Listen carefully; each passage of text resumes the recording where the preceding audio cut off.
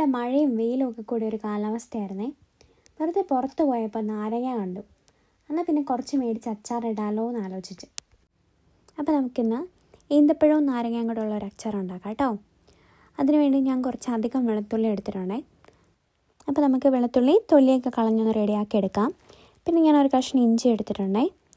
ഇവിടെ കിട്ടുന്ന നാരങ്ങ കുറച്ച് വലുതും തൊലിക്ക് നല്ല കട്ടിയുള്ളതാണ്. അപ്പം ഞാൻ ആ തൊലി ഒക്കെ ഒന്ന് ചെത്തി ചെറു കഷ്ണങ്ങളാക്കി മുറിച്ചെടുത്തിട്ടുണ്ട്.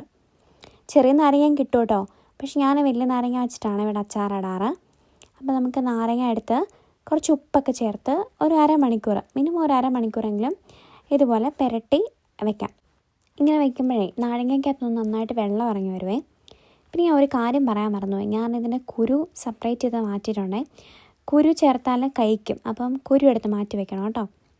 പിന്നെ നമുക്ക് ഒരു 1/2 കപ്പ് ഈന്തപ്പഴം എടുത്തിട്ടുണ്ട്.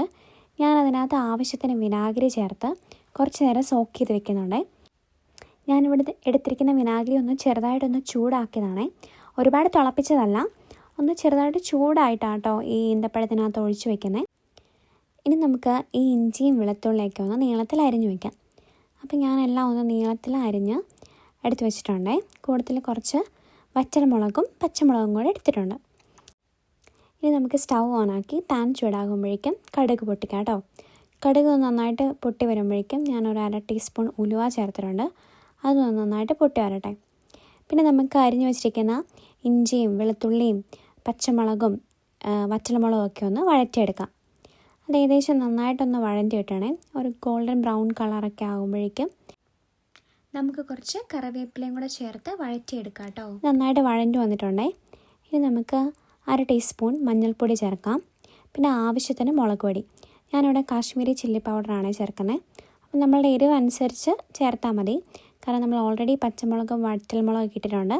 അപ്പോൾ ഓരോരുത്തരുടെ എരിവ് അനുസരിച്ച് മുളക് പൊടി ചേർത്തെടുക്കാം. പിന്നെ ചേർക്കേണ്ടത് കായമാണ്.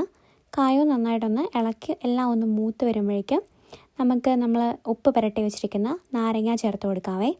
ഇത് വെള്ളമില്ലാതെയാണ് ഞാൻ ചേർത്തിരിക്കുന്നത്. അതിനകത്തൊന്ന് ഇറങ്ങി വന്നിരിക്കുന്ന വെള്ളം ഞാനതിൽ ചേർത്തിട്ടില്ല. കാരണം ആ വെള്ളത്തിന് നല്ലൊരു പുളിയുണ്ട്. അപ്പം ഞാൻ അത്രയും പുളി വേണ്ടാത്തതുകൊണ്ട് ആ വെള്ളം ചേർത്തിട്ടില്ല കേട്ടോ. അപ്പം നമുക്ക് നന്നായിട്ടൊന്ന് ഇളക്കിയെടുക്കാം. നമ്മുടെ നാരങ്ങ ഒന്ന് ചൂടായി കഴിയുമ്പം നമുക്ക് വിനാഗിരിയിൽ ഇട്ട് വെച്ചാൽ ഈന്തപ്പഴം ചേർക്കാം കേട്ടോ. ഇത് ചേർത്തിട്ട് നന്നായിട്ടൊന്ന് ഇളക്കി വയ്ക്കാം.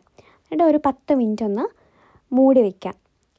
ലോ ഫ്ലെയിമിലിട്ട്, തീ അധികം കൂട്ടണ്ട, ലോ ഫ്ലെയിമിലിട്ട് മൂടി വെച്ച് വേവിക്കാം. അപ്പോൾ നന്നായിട്ട് വെന്ത് കഴിയുമ്പോഴേക്കും നമുക്ക് തുറന്ന് നോക്കാം. അപ്പോൾ ഇപ്പോൾ നോക്കിയാൽ നല്ലതായിട്ട് മിക്സ് ചെയ്ത് ചെറുതായിട്ടൊന്ന് വെന്തുടഞ്ഞ് വന്നിട്ടുണ്ട്. ഇനി നമുക്ക് അച്ചാറിൻ്റെ ഉപ്പൊന്ന് നോക്കാവേ. ആവശ്യമെങ്കിൽ മാത്രം കുറച്ച് ഉപ്പ് ചേർത്ത് കൊടുക്കാം. ഞാനിവിടെ നോക്കിയപ്പോൾ ഉപ്പ് ഇച്ചിരി കുറവാണേ, അപ്പോൾ ഞാൻ ഇച്ചിരി ചേർത്തു.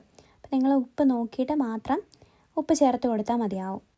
കാരണം നമ്മൾ ആദ്യം നാരങ്ങയും ഉപ്പും കൂടെ ചേർത്ത് പുരട്ടി വെച്ചത് കൊണ്ട് ആവശ്യത്തിന് ഉപ്പ് കാണും. അപ്പോൾ അത് നോക്കിയിട്ട് മാത്രം ചേർത്ത് കൊടുക്കാം. അപ്പോൾ നമ്മുടെ അച്ചാർ ഇവിടെ റെഡി ആയിട്ടുണ്ടേ. നമുക്കിത് ടൈറ്റായിട്ടുള്ള ഒരു കണ്ടെയ്നറിനകത്തിട്ട് ഫ്രിഡ്ജിനകത്ത് വെച്ച് സൂക്ഷിക്കാം കേട്ടോ. ഇത് ചോറിൻ്റെയും ബിരിയാണിയുടെയും കൂടെ സൂപ്പർ കോമ്പിനേഷനാണേ. ഒന്ന് ട്രൈ ചെയ്ത് നോക്കാം. അപ്പോൾ ബായ്.